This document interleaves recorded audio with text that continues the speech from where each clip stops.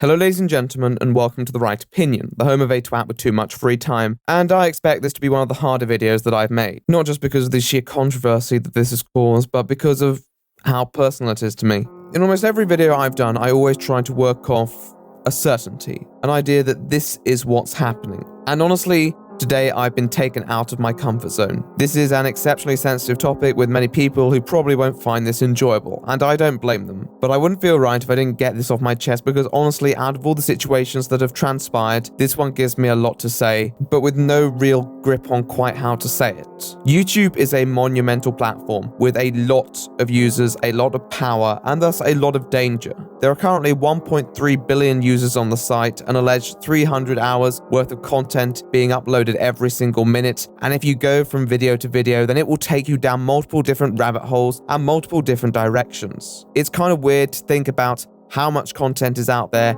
and how many things we probably miss. Today, however, we'll be breaking down one of the darker holes, and I'm sorry to anyone that may not sit well with. I've felt a whirlwind of sentiments during this and initially expressed it in a Twitter thread that I now feel is obsolete due to this video, so I shan't be referring to it because I've refined my thoughts a bit, but the background that I stated in the tweet is true. It was probably a bit more than 1.5 years ago, I don't know when to be exact, but I was just a small YouTuber at the time. I was doing some research with Kavos back when he was still on around 20,000 subs, and someone messaged me talking to me about this situation they found. It was called My Morning, or Mo Itbo. Basically, what people were doing was that they were assembling these playlists with these girls doing their morning routine. These creeps were time stamping in the comments, basically being absolute cretins to these unsuspecting children. It was disgusting, and I thought, well, I could pass on to Kavos, and so that's what I did. So we did more research, and honestly, it's one of the most stomach-churning things that I've ever investigated, and I felt nauseous for days. However, the video came out, garnered around 25-30,000 views at the time, and within a few days, the playlists were gone. Videos were deleted, and if not, the comment sections were deactivated. Now, I knew it was far from over. This was not the first time YouTube had been caught up in this very specific issue, and I'll definitely discuss this more later. But this new one is another pedo gate, whatever you want to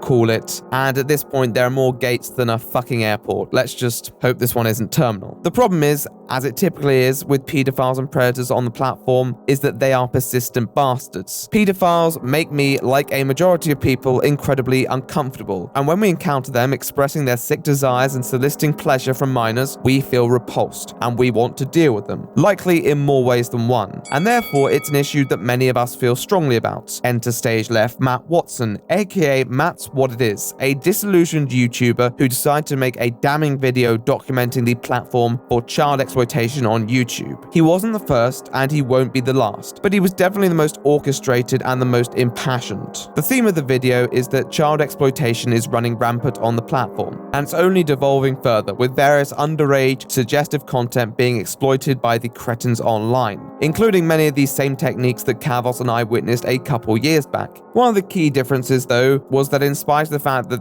these weren't necessarily being assembled in playlists, YouTube's own algorithms seemed to be creating these circles for people where they could have access to an endless stream of similarly perverted content. He also observed that some of these videos were running adverts on them, monetizing the problem. Matt made the proclamation that it had to be dealt with, establishing the line of reasoning that YouTube have not been listening to this persisting problem, particularly due to their alleged ignorance, and the only way to make them learn would be to go straight for the jugular, their income, and thus their advertisers. So Matt went on a passionate campaign about gaining advertiser attention to hold YouTube's feet to the fire, to force them to address this. His original video on YouTube is a dramatic rant with high-level editing, and with perseverance he muscled his way onto the front page of Reddit, and subsequently attracted attention from all arenas, not taking long to reach the ravenous media who were waiting to report on YouTube's latest oopsie. Other news-oriented YouTubers decide to report on it as well, providing their thoughts on the situation. However, with such instantaneous momentum, Matt decided to do multiple live streams to consolidate his viewpoints and positions, but many people began to become suspicious about his credibility and his integrity, and so certain creators took to Twitter, took to the stream, and even took to their channels to take him and some of his narratives on. Much of the criticism focused on the belief that the advertisers were the central crux to resolving the issue. And for any motive for YouTube to respond, the advertisers had to withdraw. Many creators felt that he was overly invested in proving this narrative, and in the end, creators would suffer for very little difference in outcome. Matt disagreed while also stating he believed that the creators were highly invested in their own pockets and were prioritizing themselves over the welfare of the children in his videos. On top of this, many claimed him to have a rather questionable past with YouTube, bringing into contention the real motives of his video. This has led to a load of back and forth, caused confusion, division, and frustration in the community, who can all pretty much agree that paedophilia is bad, but can create no consensus on what to actually do. I'm going to try and work out what we can do, but I also have a load of criticism to hand out, because I am a bit annoyed for various reasons, and we'll explore each one of them now. I guess we should start at our home base, because there's no place quite like home.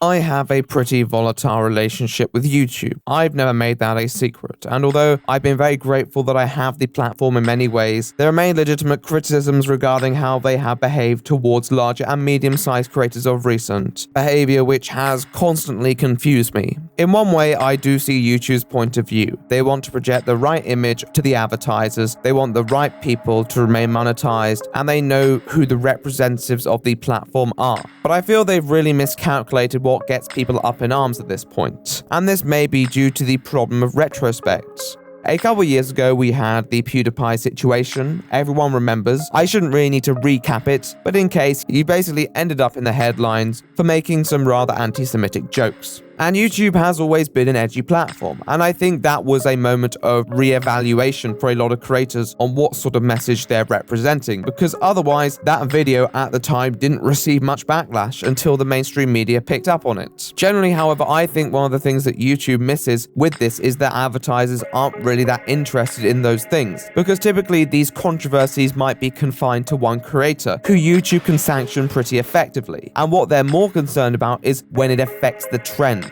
That's when it's hard to contain. And that's one of the first things that initiated this original adpocalypse. It wasn't actually PewDiePie's edgy jokes that got the adverts off. It was the numerous further headlines reported to the Times and so on that demonstrated ads running next to actual ISIS videos. Now, I may be wrong, but I don't think it's a controversial statement to make to say that ISIS is worse than PewDiePie. Another really great example is the Logan Paul situation. Advertisers could have very easily pulled out for that. However, he's a public figure, he's an adult, he took the brunt of the responsibility. Everyone knew where it lay. What really made the apocalypse an issue is that it transcended one popular YouTuber and covered the realms of many channels, some of which were not easy to find. That were not just a waste of advertising space, but also a terrible thing for a brand to be associated with. So they pulled ads for a significant amount of time, and eventually, with a bit of hesitation, they came back. Now, of course, there's also other motivations for pulling ads, such as the drive for lower ad rates, and normally the capitalization on controversy like that. But regardless of the motives of the advertisers, YouTube since then has responded by implementing multiple new algorithms and trying to clean up the image that they want to portray to the media. This was particularly demonstrated through their poorly received YouTube Rewind, which found them misrepresenting the year in the most over-saccharine way possible, which is utterly hilarious when you think about it, because in spite of all this, it barely influenced advertiser stance. On top of this, they have subsequently cracked down on channels that may be deemed offensive or inappropriate, such as Mumkey Jones, a YouTube comic who made videos containing rather edgy humor, with which YouTube gave him 3 community strikes in a rather orchestrated attempt to remove him from the platform. They have further cracked down on demonetizations and strikes. In fact, I personally had an experience with YouTube's rather stringent system. For anyone who was around at the time, I uploaded my video documenting the Daddy05 situation and how he has managed to create his own platform with a few diehard fans. It was a video that took a lot of work and effort, and when it went up, it obtained around 60,000 views in the first couple hours before YouTube removed it and gave me a community strike. It caused me a lot of stress, as before this I had 2 other similar problems with YouTube and my videos, and it felt like they were out to get me. They age restricted my pineapple on pizza video and then removed my video criticizing them for their handling of the Logan Paul situation. It was pretty stressful, I'll say that much. I felt like at the turn of 2019, many creators were fearful for their future on the platform. There have been multiple instances of YouTubers having their channels spontaneously deleted, demonetized, and attacked. And that's not a really significant point on its own. But what I'm trying to say is that YouTube were pulling out all the stops, punishing all these channels who'd never had any real run-ins with the advertisers anyway. Why did they suddenly lose the advertisers again, invalidating all their previous efforts? Well, because of the narrative. Advertisers aren't really concerned with what they know. They're more afraid of what they don't know.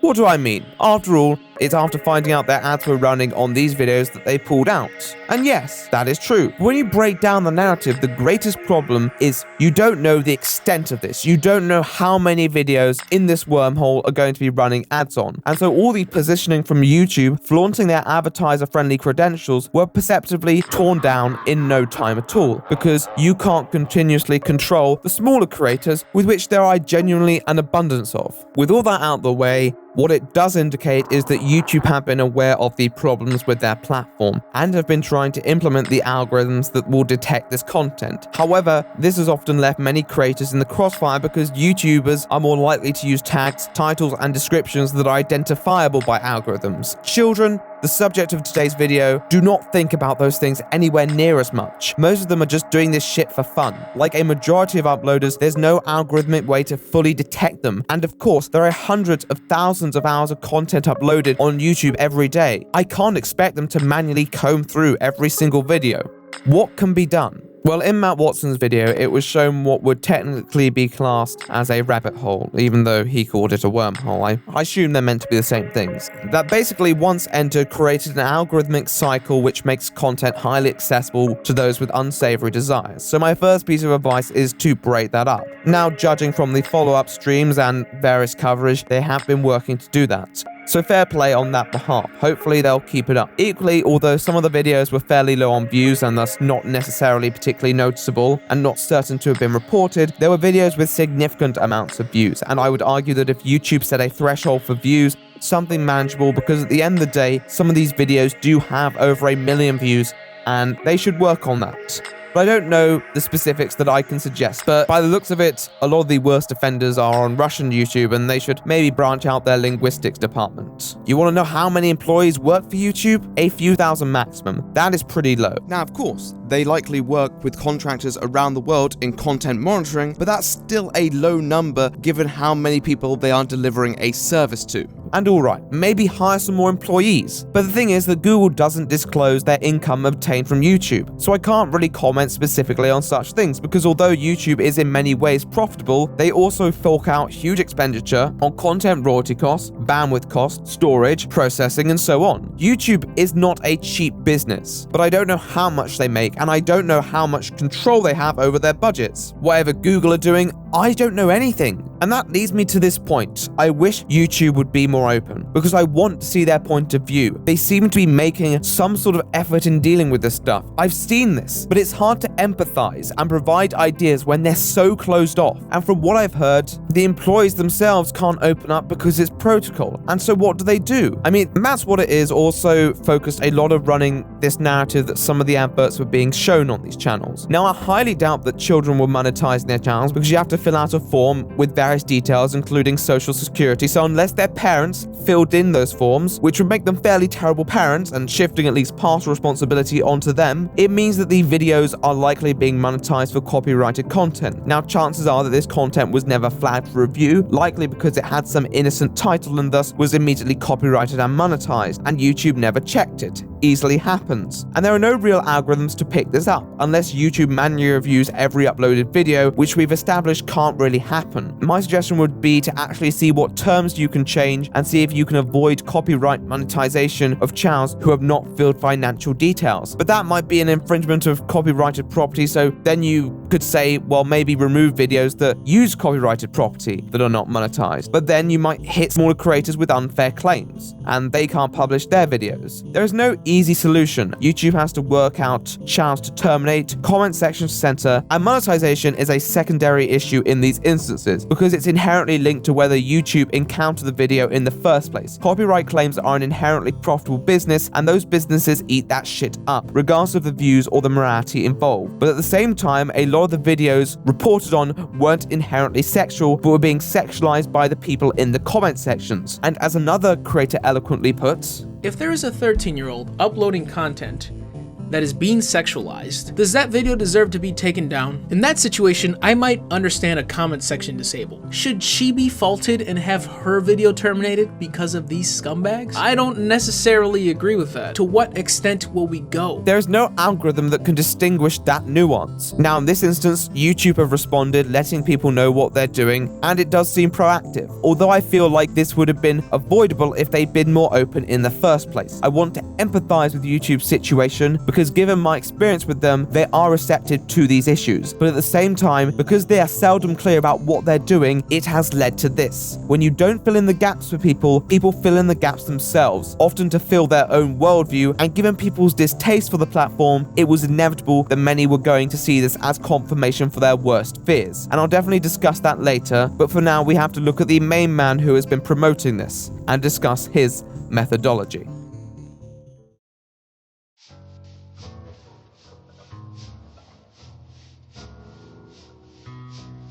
As discussed in my previous part, Matt Watson's video brings to light an important topic, and as said, no one wants this on their platform, and I will provide credit for that. However, at the same time, I was never properly won over by the video, mainly for a few details that irked me. A lot of the video was about tone rather than points, about riling up outrage rather than actually discussing the problem. I'll break down the video for you as simple as possible. Right now, YouTube's algorithm of suggested content creates a cycle that feeds people's sick desires. There are comments on these videos that basically allow pedos to communicate and connect with each other. These videos in question involve children, some of whom prepubescent, conducting activities that may expose themselves to positions prone to being sexualized. Some of these videos are also monetized. The whole situation is rather disgusting. I don't doubt that. But the only reason that this video has had an effect was because its delivery was bombastic and it was extremely focused in its goal. Almost too focused. Shit.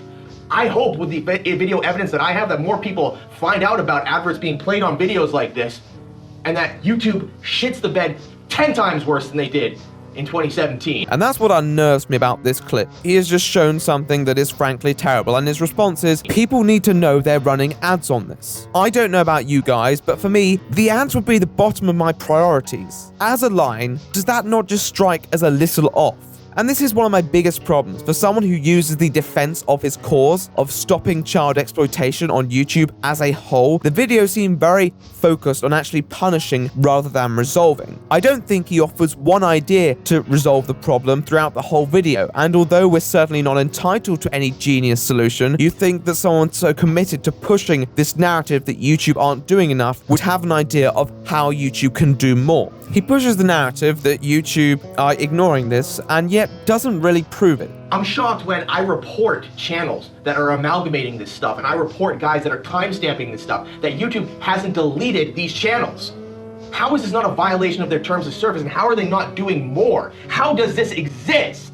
He does say he's reporting the content, but also acts as if this is the first time he has encountered these specific videos. He doesn't act as if he's revisiting the content that he's reported and that they'll actually deal with it. Like, if you wanted to prove something like that, it wouldn't have been too difficult to record you reporting it and then coming back a couple days later. For me, if you're playing a hardline narrative, but which they may not be aware of anyway, it once again seems like you're not interested in resolving the issue, but more making a video which can emotionally provoke people. And that's what it did. It's a video based on presentation. And sure, some people may argue that it's completely justified to be angry about these comments. And you know what? I'd be angry too. But it's when you turn that anger onto the platform and try to go for the jugular with regards to funding that they could have sorted out anyway, well, that's when the problem arises. And many creators picked up on this narrative and disputed it, because essentially what Matt was saying was that the only way to deal with this problem was to light a fire under YouTube's buttocks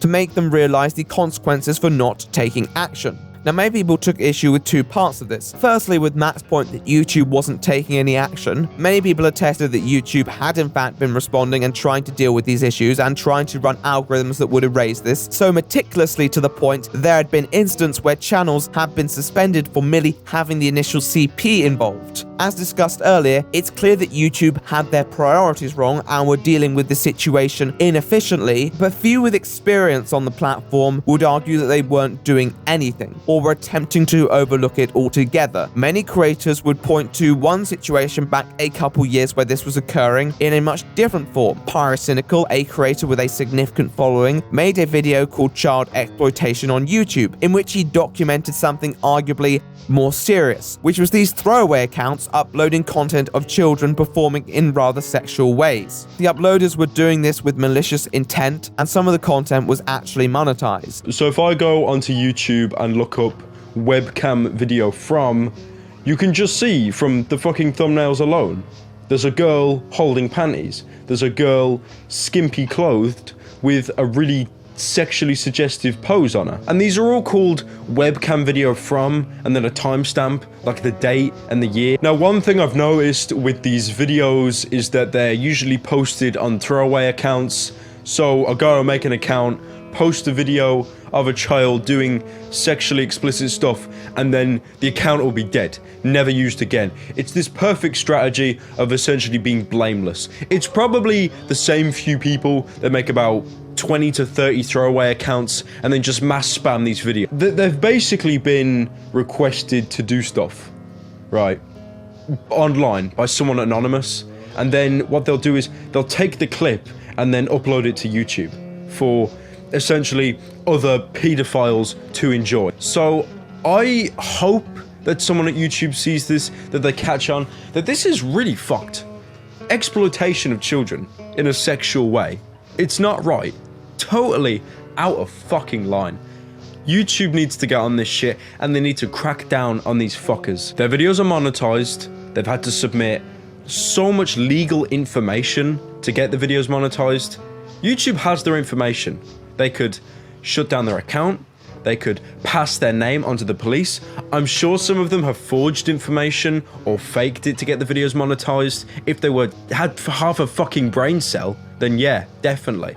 But I'm pretty sure there's ways to circumvent that. In his video, Pyrocynical remained rather collected and advised YouTube to take a clear stance on the issue, and within 24 hours or so, much of the content had been dealt with. So firstly, the effect of that video, pretty much every single video I found and I referenced has been taken down from YouTube. I can't find the videos, and when I go on my browser history to find them, they've usually been taken down for sexually explicit content. So that video did have a positive effect, because these videos I saw of children acting in a sexually explicit manner have now been removed, which is great. This is exactly what I wanted and exactly what the community needs. So thank you again so much for that. You do realize that after I made the video, a lot, and I mean a lot of these videos were taken down for sexually explicit content.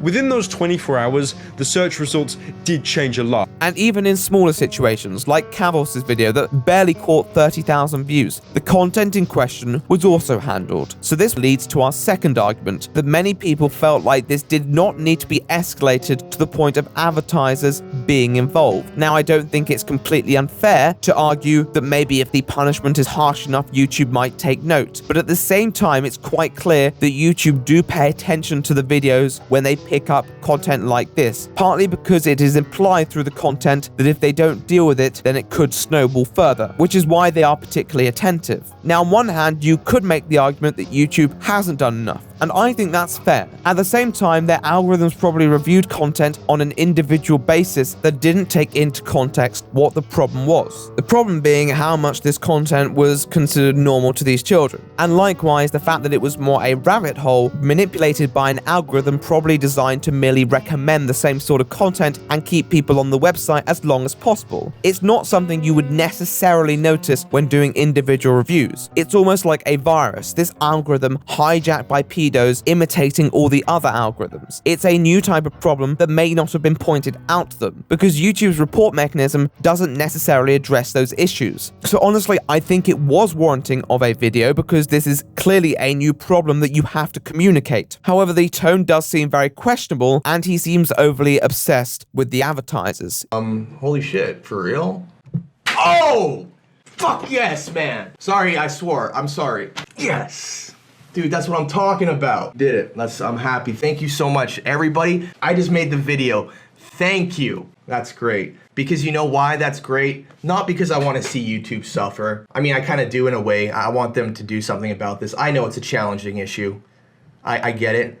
But because the only way to get YouTube to listen, it seems like, is by hitting them where it hurts. Maybe it's just me, but I feel like if the #1 goal was to remove that sort of content from YouTube, that sort of reaction would be a bit premature. It just doesn't give off a good impression about what he really wants from this. At the end of the video, he has this rather contrived montage of all these creators who have had run-ins with the YouTube monetization system. The solutions that YouTube come up with will not make it easier on those guys or us. It'll just make YouTube more paranoid and more restrictive. And I genuinely don't believe that he necessarily is particularly invested in that final montage. And that's okay if you think that's a sacrifice worth making, but don't necessarily plug in the creators there because you think it's gonna win you some credits. I want to round this out by saying that I am very aware of the allegations of the content that he made in the past, the very weird sexual content and the nofap stuff, and frankly I do find it rather strange that given his former uploads, he'd suddenly take this stance. I mean, he shouts at an underage girl and asks if he wants to be in an adult film. And his best response to this was to say that she wasn't underage. Crazy sociopath dude he's trying to say that these videos that I made, that this woman right here is a kid. Like, what? I mean, this is so crazy, dude. That's so wild. That's the craziest thing. Yeah. That's so nuts. Which I kinda doubt, given his record on judging ages. But at the same time, he may be a reformed man, and I hate cancel culture, but he shouldn't have made excuses at least. His video itself had the evidence and some points to take note of, but I just never personally enjoyed his presentation because it seems to me there's an agenda that's not necessarily intertwined with protecting the kids. I can't look inside his mind and tell his intentions, but I have my opinions, and so did other creators, and that's where this becomes even more divisive. So with all this laid out, although I can understand why Matt brings an important issue to the front of the site, people might have had real problems with his approach, not just in how it was presented, but the sort of things that he was suggesting. We should really establish 2 points that everyone should be happy with. No one wants this on their platform, but we also want to minimize the possible collateral damage. And given the differing perceptions on how YouTube is dealing with this and how they have dealt with this in the past, this will lead to different positions, which also led to a lot of creators taking issue with what he was saying, as it places them in the firing line due to an issue that may not have deserved such a reaction. Awesome. Now again, look, guys, this means that YouTubers are going to suffer, unfortunately. Now, yes, of course YouTubers are going to be more vocal about this when it's their livelihoods at stake. I think that's only natural. But at the same time, not everyone invested in the criticism is a YouTuber, nor are they someone who completely relies on the platform for their income. I personally am very grateful for the income that YouTube provides, and it gives me much more creative license, but my life does not depend on it. One of the biggest issues that many YouTubers immediately took was that Matt came across as a bit of a novice, not really experienced with the community, and certainly not convinced on any of his views other than the advertiser one. Let's play some clips and take them apart briefly to understand where people were coming from. Okay, Nick, what do you propose YouTube do? I don't know. You want to know what I think, actually? I think that YouTube has to know about this stuff, but they actually can't do anything, because in order to do something, they would have to rewrite their entire algorithm, which is some kind of huge conglomeration of so many miniature algorithms. So, but regardless, what they need to do is they need to have people that work 24/7. Let me give you this example. Who was that who just wrote that comment?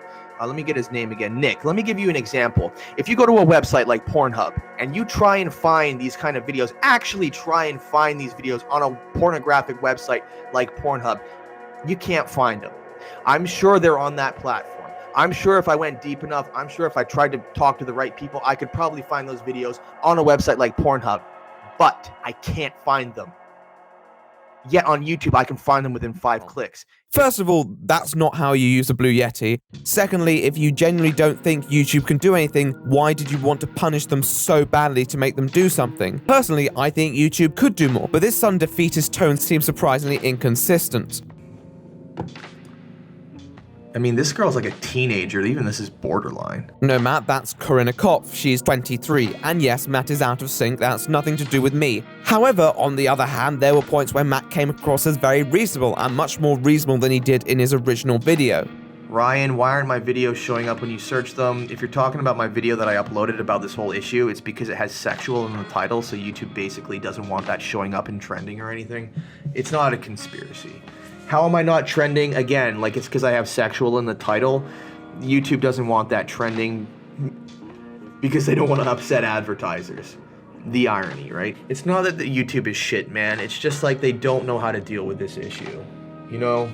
It seems strangely inconsistent, which although reasonability is completely welcomed, it makes the tone of the original video seem slightly disingenuous. Like, if I didn't believe people were ignoring something and they genuinely cared and they were just stuck on the solution, I wouldn't have hammered them in that way, in that tone, to deliver that sort of retribution. Now, with all this in mind, some YouTubers decide to take it to him. The main opposition coming from Keemstar, who took the very passionate position that YouTube care about this issue, are responding and are doing something, and that Matt was being dishonest in the way that he behaved. Keem said he had passed on the information behind the scenes, but didn't want another adpocalypse, so he wasn't going to boost it. Now, Keem is a controversial figure for many justified reasons, but his stance on this matter didn't seem malicious, and as seen in other clips, Matt doesn't seem innately angry, and yet this tweet completely sets him off.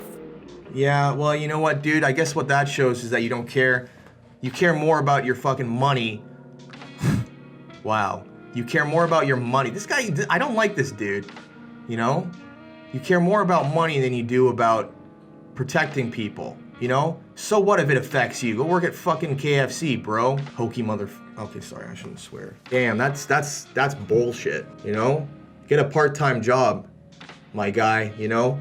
Uber looks good for you. This is a theme that we see in a lot of his responses. I'm not going to play them all because they're rather similar. A lot of his streams are just him repeating a lot of these same points, and this becomes particularly prevalent when dealing with people like this. He tells people that they need to get jobs, and this isn't just restricted to controversial people like Keemstar. This is the same with other much less partisan commentators like Nerd City and Leon Lush.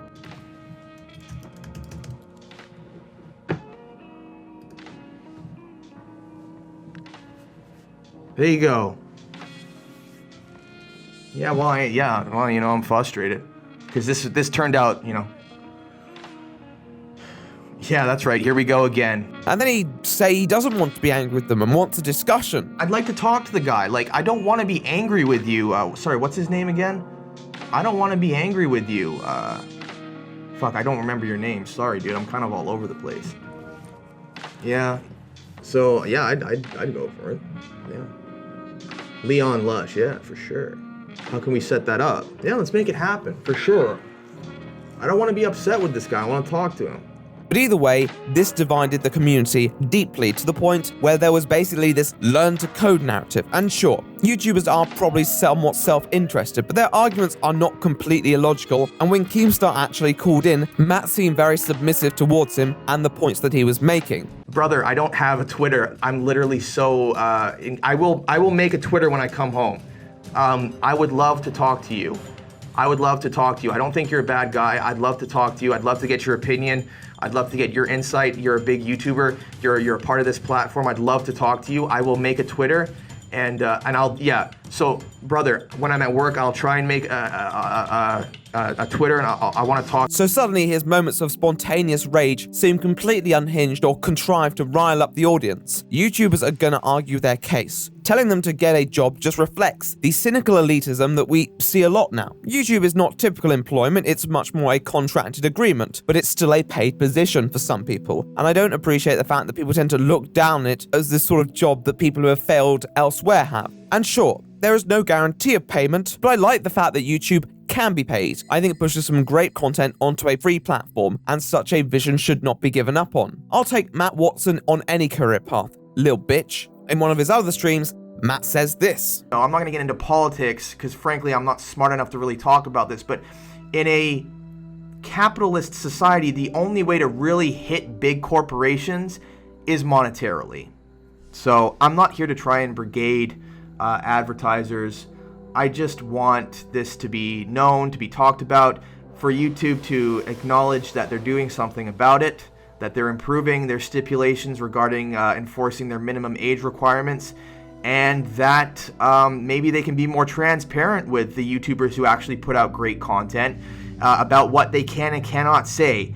And this has been bugging me for a while because he places the blame of having to go in on YouTube onto the quote capitalist society, and yet he encourages YouTubers who criticize him to go and take jobs at Uber and KFC in response to their criticisms of him. Probably some of the greatest examples of completely unaccountable companies who benefit off the system that Watson despises so much. You want to know why companies like the BBC swept it under the rug for so long? YouTube defies many of its business counterparts because you can start off with very, very little, very small investments, and you can transform it. It's not perfect, but it's certainly better than KFC or Uber, who have a very stiff hierarchy indeed. YouTube is good because it doesn't completely represent that. Having you tell a load of YouTubers who arguably have a platform that can call this dangerous stuff up to just go and get a job at a place where they will have no voice at all, as if that would stop the child exploitation. You can't use child exploitation as a catch-all defense. It's like suggesting that people against the death penalty are defending the people who commit heinous crimes. At the end of all this, he posted an unapologetic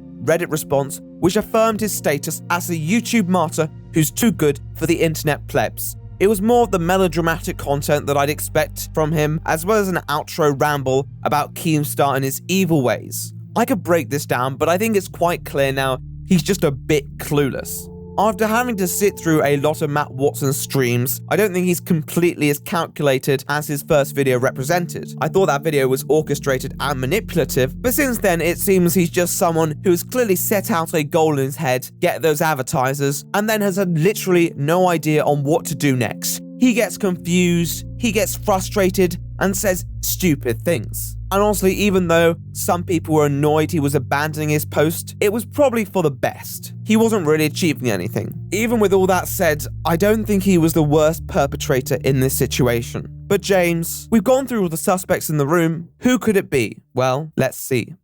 Let's say YouTube get all of the under 13 owned accounts off the platform. Let's say they disable YouTube comment sections in which people write their inappropriate timestamps and so on. Let's say they manage to work out exactly what videos were good and appropriate and what videos were not. Even though this is a rather implausible scenario, I would then pose the question to you, the viewer, will pedos stop using the platform? The answer is a resounding no. At the end of the day, you have family content being uploaded where children do childish things and parents upload it because they're proud. There are videos on YouTube of my brother playing the violin when he was younger. And one of the first problems we encountered were those strange comments, even when the videos had next to no views whatsoever. Now, my dad dealt with the problem because he's a responsible guy, but my point still stands. My brother was literally playing the violin. If you upload content with children onto the internet, there is a significant possibility that anything that they post might be taken and used for unsavory purposes. If you cannot conceive the thought of that, then don't let your children online. YouTube could have done more in firstly sorting out the algorithm, secondly turning off comments because that breaks up the ring slightly, and it prevents a child from perhaps being humiliated or harassed. On top of that, they could maybe delete some of the channels that were run by children, but there will always be enough content with children in on YouTube. That's unavoidable. Matt's video was manipulative, for sure, but it was so heavy-handed, it should have been obvious. And that's what annoyed me. The only thing exceptional about this situation was the fact that people could see it publicly and they could respond by doing something that didn't affect them. The threat those comments provided was that they could be considered sexual harassment of the child. Not that they indicate pedos were watching videos, because pedos will continue to watch videos regardless. Many social media sites have it much worse than YouTube because they actually have private DMs, thus making them much more vulnerable than any YouTube uploader. We've dealt with pedos in this community before who have utilized both Twitter and Discord messaging services to solicit content that many people would be shocked by. Twitter themselves have been overrun by pedos recently who have set up their support chats as documented by multiple people, and Discord have just emerged from a scandal that had alleged grooming rings occurring in private servers. And yet surprisingly, there was no passionate video directed at them demanding that we go after their income at the jugular. I recently released a video about Melody Oficial 3, a 12-year-old with approximately 4 million followers receiving those comments. Instagram is literally stood on the sides. And that rabbit hole goes deeper and deeper and deeper on Instagram. Instagram is genuinely terrible. This does not negate the problems that YouTube has. I need to emphasize that. No, what I'm saying is that people's outrage at this specific situation is unbelievably selective. And if you really care about your child not being used as pedo fodder, then firstly you'd stop them from going online online, you stop them from going outdoors in public, and you'd have to shelter them completely. It's an inconvenient truth. The internet as a whole makes it easier for them. You'd have to do something radical like shut down the internet or ban kids, or something that will just be unbelievably invasive. If there's one thing that I could say about Matt is that at least he was consistent in his beliefs. I mean, this was one of the solutions that he supported. Many South Korean user websites require users to submit a valid registration number to create an account. That is brilliant. There you go. Thank you so much, LFP.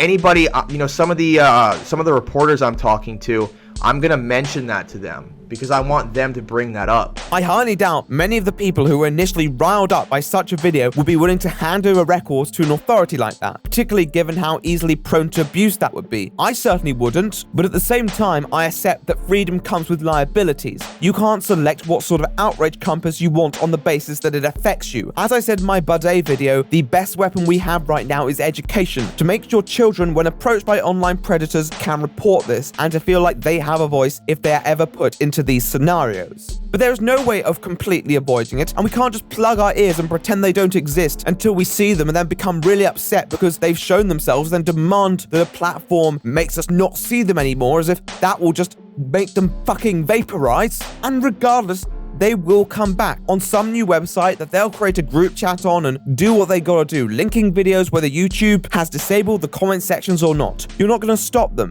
It is our job to make it as hard for them as possible, without a doubt, but the utopian idea that we can completely prevent it would only be achieved through extreme authoritarian policies, and very few people would support it. So what was the outrage worth then? Well, YouTube changed some policies, became even stricter on monetization, and we got another apocalypse that was debatable in its necessity. And let's be honest, the only reason we got it was because it didn't affect a majority of people. If advertisers didn't listen and YouTube didn't listen, would people have gone one step further and stopped using YouTube altogether to protest? No, of course they wouldn't. In the instances of Discord and Twitter, they have been responding to the outrage despite the fact that no one has really gone for their main sources of income, because image is a long-term thing that does matter, regardless of how much money you're making right now. I said this in my tweet, but if you were angry about pedos online, you would be angry all the time. And if a website can do more, we should always make them do more. But spare me the pseudo-moral outrage. It seems like disingenuous bollocks. If people genuinely care about this as this whole situation makes them out to be, then there's a lot of work to be done. I don't expect everyone to be completely morally consistent. In fact, no one is. But if you're calling on something with great impact, then I think it probably matters a bit more that we evaluate what we're doing before making moves that could affect people's livelihoods. And that's the thing that annoyed me. Whenever people brought into question this whole discussion, there was always this one person who asserted that they must not care about the well-being of children. That's never the case. But if you care about the well-being of children that much, then you'd be pushing for a lot more than YouTube's removal of content. Honestly, I think people were led on by that video. At the same time, I think we as YouTubers need to realize that this is what cultivating a really negative perception of YouTube yields. YouTube deserves to be held to account, but equally projecting them as a business who will do nothing to sort the platform out is coming back to haunt them. Doesn't mean that YouTube shouldn't be criticized. They've made some terrible decisions over the last few months, and I'm more than happy to point them out. But cooking up a narrative that means people will only see YouTube in the worst light in every situation is risky business. And this risk has not paid off. Not for us, not for YouTube. In fact, the only person it's paid off for is Matt. And now he's in the sin bin anyway, and I doubt he'll ever come back. So there is the video. Joyous times as ever. Not the most fun one to make, but I hope I covered everything at least somewhat comprehensively, because it's a really tough topic, and I didn't want to be seen as giving too much credit to anyone or not enough credit to anyone, because there was positives and negatives to be given to both sides in this instance. With this, I want to thank the editors again. They will be up on screen and in the pinned comment. Go check them out. Go send them some love. They really, really do deserve it. I doubt this was an easy one for them to make either, so I really appreciate their commitment on that front. Also need to thank my Patreons, who've once again been very generous, and I really appreciate it. And I also have to thank individually Connor at $50, Some Hullabaloo also at $50. Thank you guys so much. Much love in my heart for you. Also, massive thank you to Evening Steel, to another $50 Patreon who donated fairly late on in the last month, so I had to slip this little section in. Thank you so much. And also stepping up there to $100, Brandon and Ryan, who I don't know what they're on, but some good shit. I really appreciate it, guys. That it makes so much difference to me, and it does not go unnoticed. But yeah, pretty tired, pretty exhausted, but pleased to have got this down and recorded, and I hope it comes out all right in the end. Until then, I'm The Right Opinion, and I will see you in the next one.